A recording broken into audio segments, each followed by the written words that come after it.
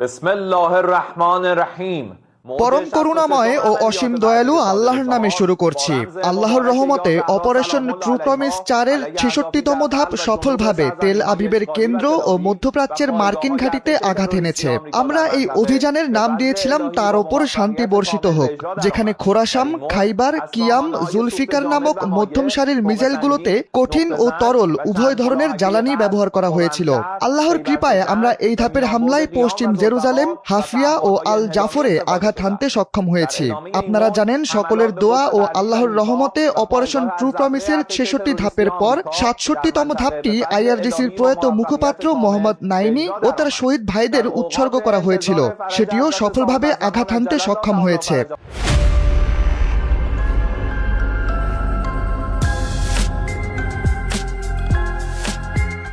এসব হামলার মধ্য দিয়ে আমরা মধ্যপ্রাচ্যে থাকা মার্কিন সেনাদের ঘায়েল করেছি, তাদের রাডার প্রযুক্তি অকেজো করে দিয়েছি।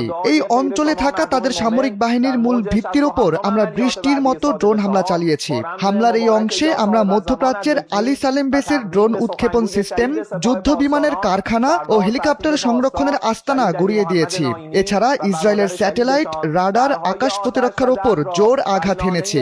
এসব হামলার পর আজ দেখা যাচ্ছে শত্রুরা তাদের ভেতর থেকে দুর্বল হয়ে পড়েছে, যার প্রমাণ তারা যুদ্ধক্ষেত্র থেকে ইউএসএস রণতরী সরিয়ে নিয়েছে, যে রণতরী দিয়ে তারা তাদের যুদ্ধ বিমানগুলোকে সহায়তা করত। বিশাল এই রণতরী কেবল ইরানের ছোট ছোট যুদ্ধযানের কাছে হার মেনেছে। ইরানের সশস্ত্র বাহিনীর কাছে এসব জাহাজ কিছুই না। রণতরী সরিয়ে নেওয়ার পর বিশ্বব্যাপী প্রশ্ন উঠেছে, কেন কোটি মূল্যের যুদ্ধ জাহাজ হাজার টাকার যুদ্ধযানের কাছে হার মানল?